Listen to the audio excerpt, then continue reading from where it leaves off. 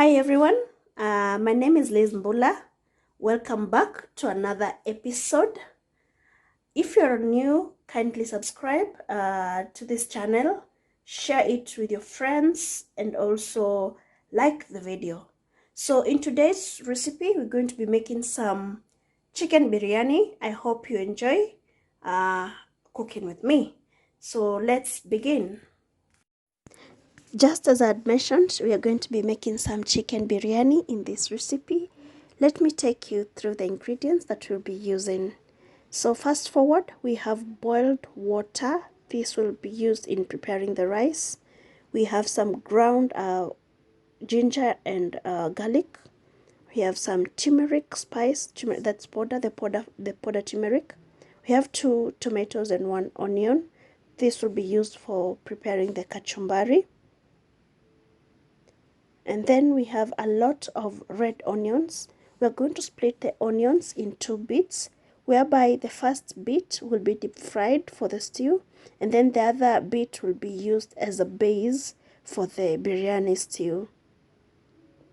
And then we have 1 pre-boiled chicken. As you can see, we have the smallest tin of Kenilon tomato paste, yogurt, the natural one, the one that doesn't have any sugar. Normally, I usually buy the mala from KCC, but on this particular day when I went to do shopping for this particular recipe, I didn't find the mala from KCC, so I just bought this one from Brookside. Then we have paprika. We also have Royco, salt, as you can see. We also have some peeled potatoes. I don't like using a lot of potatoes in biryani, but you can use a lot if you want, and also you can ignore them if you don't like potatoes. We have pilau masala, some chicken masala. We also have some 2 cups of already washed rice. And then finally we have the cooking oil, vegetable oil.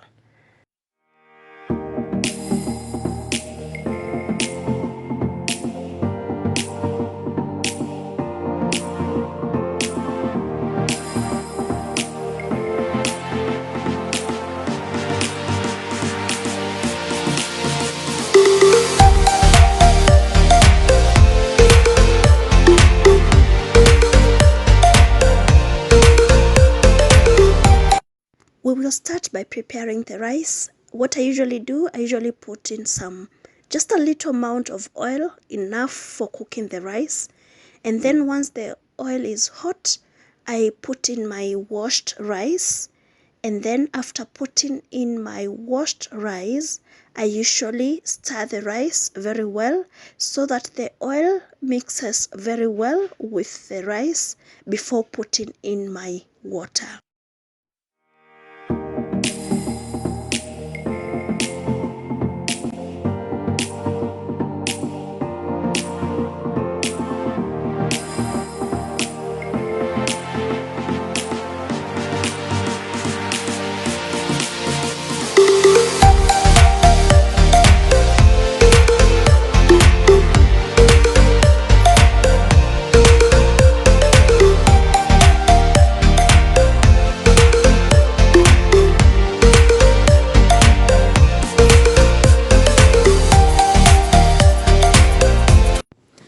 Normally, I usually use the ratio of 1:2.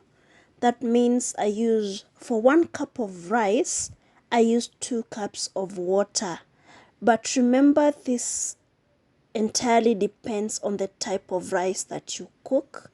There's some type of rice that you cannot do 1:2, because if you put the ratio of 1:2, the rice will become super soggy, and it will kind of stick to one another when it is cooked.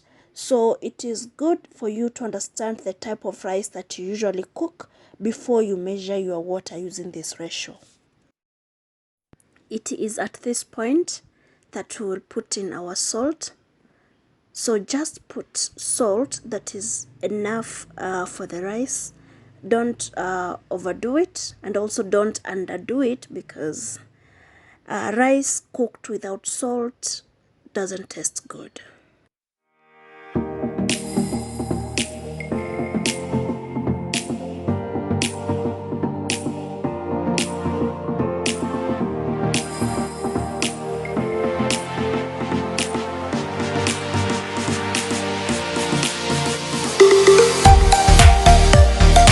Another thing to note, I don't know how you always do yours, but whenever I cook rice, I always use the smallest knob on my cooker, because if you cook rice with a lot of heat, it doesn't cook very well.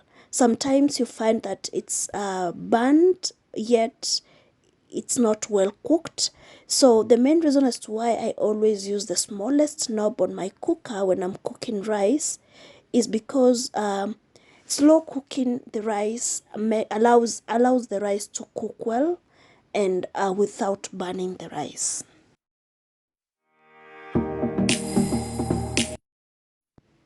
We will now proceed to preparing the biryani stew itself. So first of all, we will put in some oil in a pan, so that once it gets hot, we will deep fry the onions and also the potatoes that I showed you at the beginning of this video. So once the oil is hot, we will put in our potatoes, and then after we've removed our potatoes, we will now put in our onions until they're well fried. Also note that the oil that you use for deep frying the onions and the potatoes, it will not be thrown away. You will put this oil aside, allow it cool, and once the oil has cooled, you can always reuse the oil in cooking other meals. So don't think that we are wasting oil. We will still reuse this oil in preparing other meals.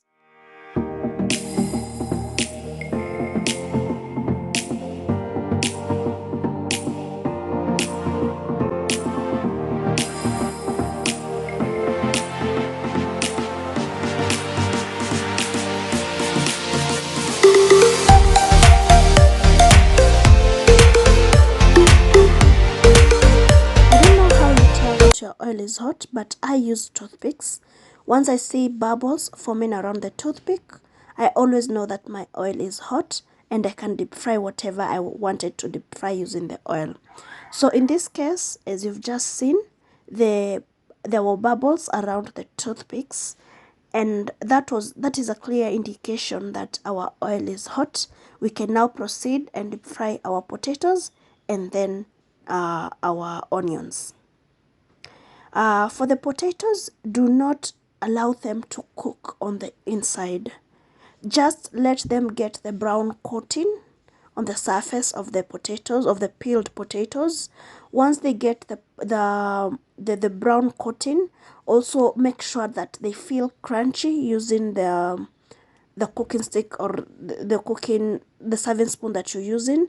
Make sure that it's a bit crunchy. You can feel the crunchiness on the surface of the potatoes, because the reasons why we do not allow them to cook is because we're still going to cook them in the stew.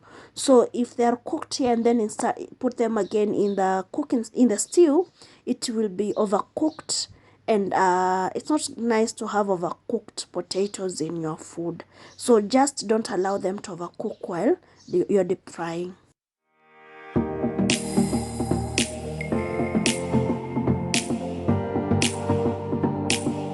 As you can see, my potatoes have turned their color, and also they're a bit crunchy. So it is at this point that I remove my potatoes and then come back with my onions. As I had told you earlier at the beginning of this video, we will be deep frying the onions that you saw at the beginning of the video, but we will not deep fry all those onions.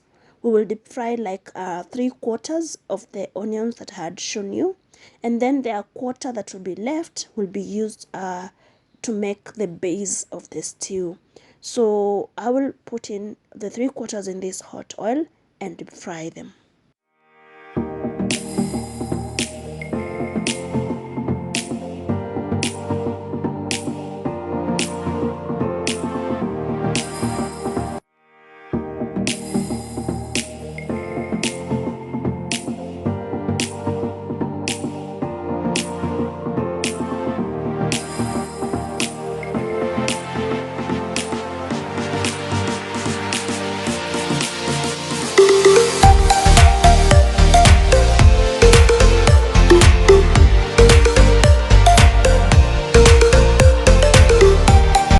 As you deep fry your onions, please do not allow them to turn black. Just allow them to turn golden brown. And because if you allow them to turn black, the onions will be they will be bitter in some way or the other. So you will not want to have your biryani stew with bitter onions, and also they will not bring out the taste that we really need for the biryani. So do not allow your onions to turn black, but allow them to be just golden brown.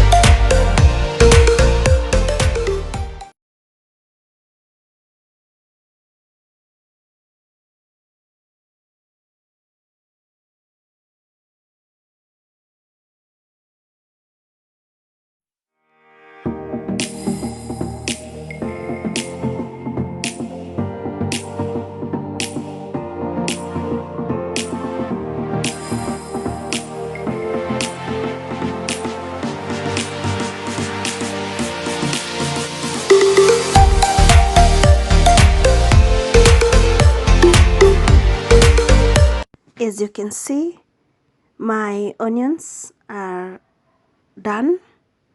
They're having the nice brown color.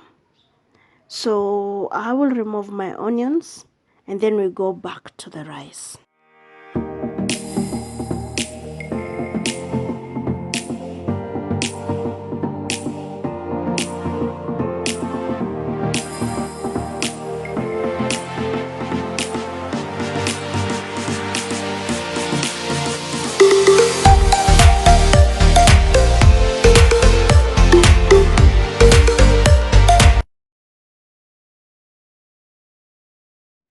We are now back to our rice, and I will be using the tropical heat turmeric spice. It's in powder form.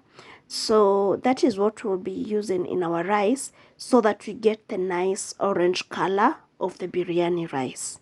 So at this point, you use what you prefer to color your rice. If you like food colors, you can go ahead and use the food colors that you love.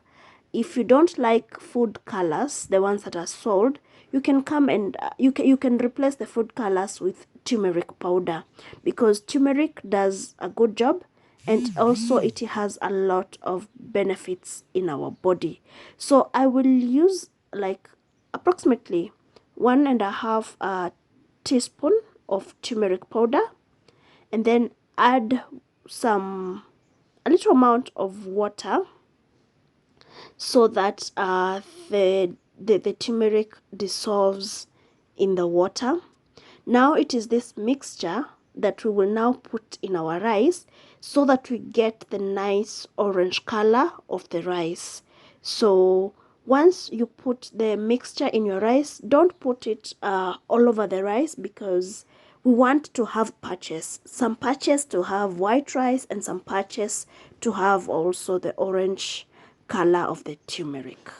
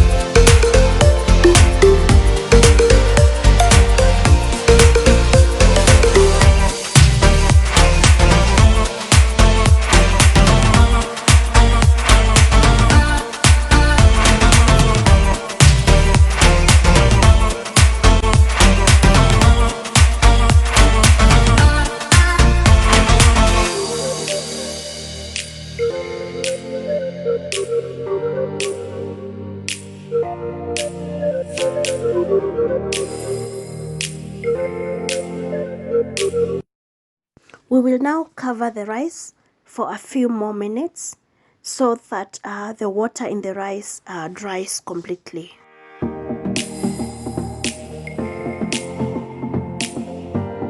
As the rice is now drying, we will now come and now prepare the real biryani stew. I know this is the moment that most of us were waiting for, and I hope you enjoy. So the first thing that we do in this particular stage, we will first put in our fresh onions, the onions that we left behind, the onions that we didn't fry. So we'll put in those onions, and then also put a little bit of cooking oil, vegetable cooking oil, and then once the onions are well fried, we'll now put in the other ingredients, as you will see.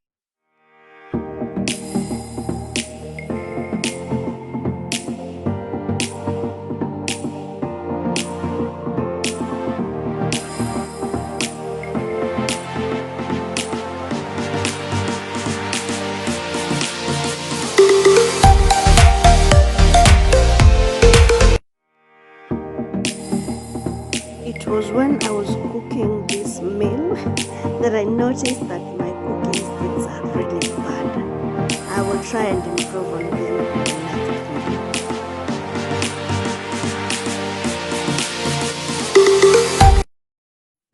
As you can see, our onions are ready, and now we are ready to start preparing our stew. So once the onions are ready, don't allow yours to turn black like a few of mine that have turned black. So once the onions are ready, you put your potatoes, the potatoes that we deep fried earlier.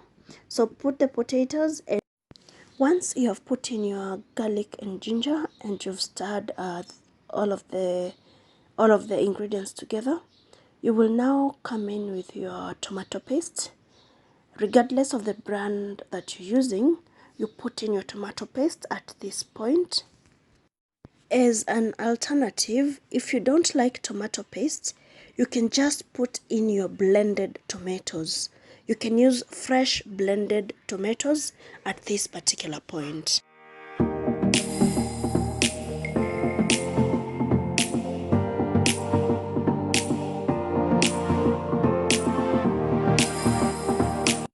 So at this point, we will now start putting other spices.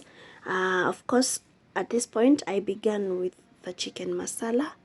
I put a little bit of chicken masala, and then I came in again with some pilau masala. That is what I'm putting in right now. After I put my chicken and pilau masala, I'm now putting in the paprika. Remember, as I told you in the previous video, I don't use something to measure the spices. I just put them to my liking. So now I've just put paprika, and then I will now come in again with the sorry, I'll now come in again with the Royco mchuzi mix. That is what I'm putting in.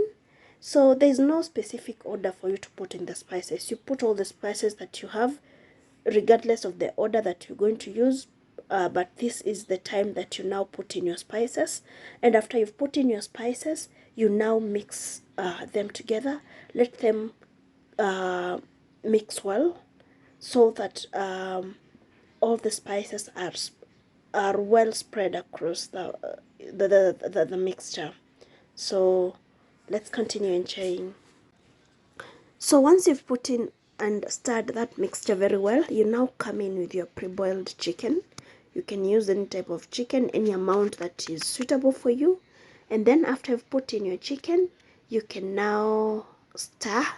Let the chicken mix well with those spices that you've just put in, and after they've mixed, I'll show you what to put in next.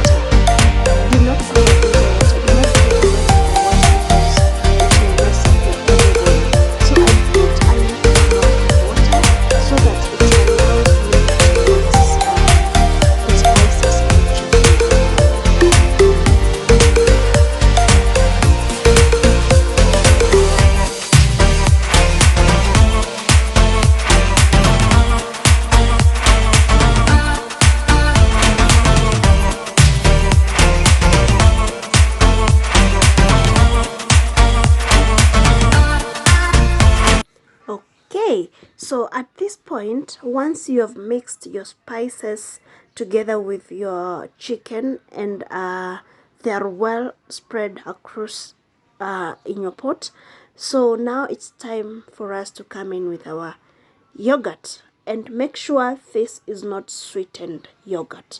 Make sure it is the natural one. As I had told you earlier when I was beginning this video, I like using the KCC mala.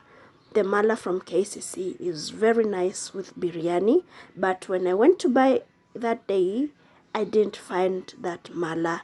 So I only took Brookside, because Brookside is also a good brand. So I used the Brookside, the natural yogurt. That one doesn't have any sugar. It's not sweetened. So you will put in your mala. You can even use you can also put in the homemade mala. I will do a video to show you how I do my homemade mala. So once you've put in your mala, you stir that mixture very well. Let that mala cover every piece of the chicken that you have in that pot. Make sure it is well spread. You can add a little bit of water into the container that had the mala and shake it, and then put that mixture again into that pot, and then give it a very good stir. Let the mala, let everything mix very well.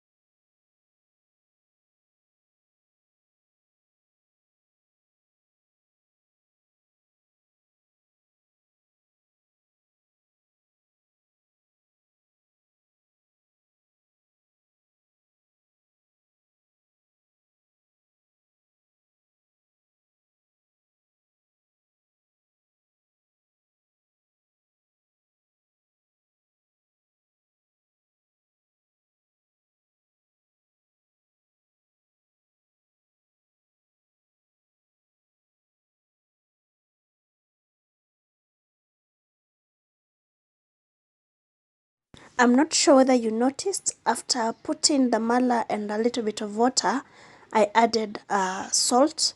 I like putting or adding my salt at this point when I've already put in the amount of stew that I want for this biryani. So at that point, that's when you put your salt, so that your salt is spread evenly across your biryani. And now after you've added your salt, your mala, your everything, you remember the onions that we've deep fried. This is the point that we now add those deep fried onions. The onions have a very nice taste. When my aunt was teaching me how to prepare biryani, she told me that utamu wa biryani upo kwenye kitunguu. Kama biryani yako haina kitunguu mingi, haitakuwa sawa kama biryani ya mtu mwingine ambaye yake iko na kitunguu mingi. So I learned that from my aunt. So I like putting a lot of onions in my biryani because they bring a very nice taste, and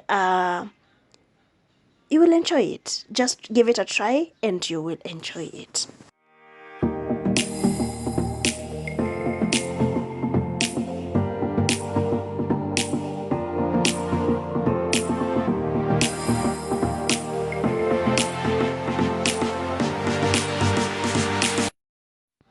As our biryani is simmering, we will now come and mix our rice so that the top part of the rice goes to the bottom, and at the same time the patches that have the turmeric will spread across other parts, and also the white patches will also spread across the other parts of the pot, so that the rice is let's say it will be even, so we don't have too many white patches, and also we don't have too many patches that have the turmeric alone. So that's what I'm doing. Now that our rice is ready, and also the stew is like 95% ready, that means that the meal will be ready any minute from now. So it is at this point that I prepare my kachumbari. I have several ways of preparing my kachumbari, but in this particular video, this is how I am preparing my kachumbari. So of course, I will chop the onions. Once I'm done chopping those onions, I will now soak them in hot water. So I always soak them in hot water so that we get to reduce the amount of acid or gas in the onions. I don't know whether to call it acid or gas, but that's why I soak them in water, so that when you eat the kachumbari, you don't have a foul smell coming out of your mouth a few minutes later after taking the kachumbari. So that is the main reason as to why I always soak my onions in hot water. So of course I will soak the onions for like 2 or 3 minutes. Don't soak them for too long, for just a few minutes to remove the excess gas.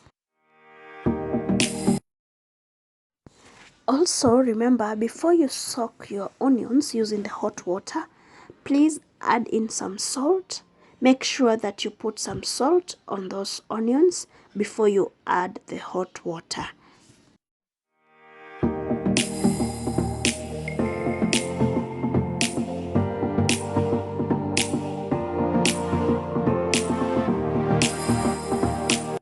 While the onions are soaking in that water, we will now chop our tomatoes, so that by the time the onions are ready to be removed from the water, we also have our tomatoes ready. And then what will be left is just put everything together and plate it.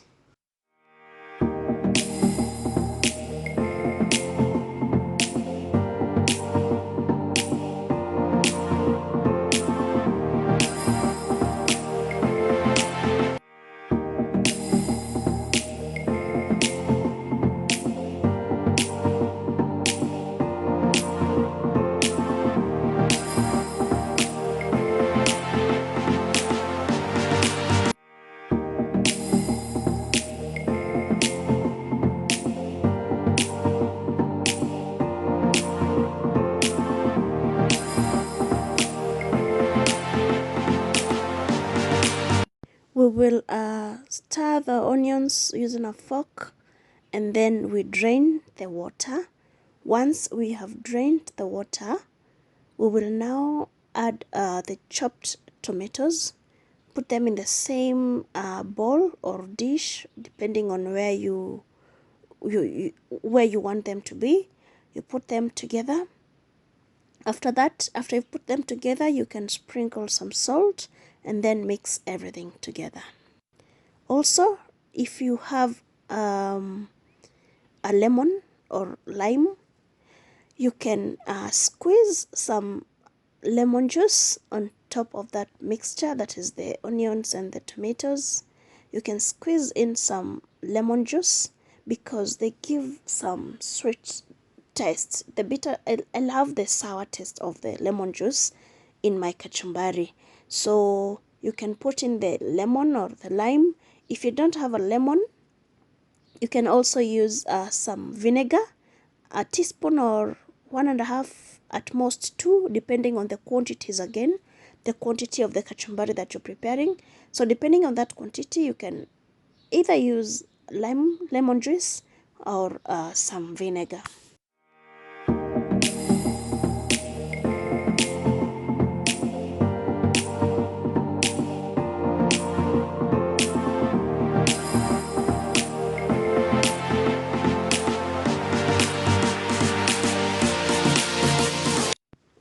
After adding your salt and lime juice, you can now mix everything together. Make sure that the salt, the lime juice, and also the onions and the tomatoes are spread across evenly. So make sure that you mix everything together, and as you can see, it already looks delicious. Now that the meal is ready, the rice, the stew, and the kachumbari, I will plate it up. And as you can see, it was really delicious. So let me take this opportunity to thank you for watching up to this point. If you've watched the whole of this video, try this recipe and you will definitely love it. So let me take this opportunity to thank you for watching up to this point. Let me thank you for being a returning subscriber. And if you've not yet subscribed, kindly subscribe, share with your friends, and help me grow. So thank you so much. Until next time, bye bye. See you in the next video.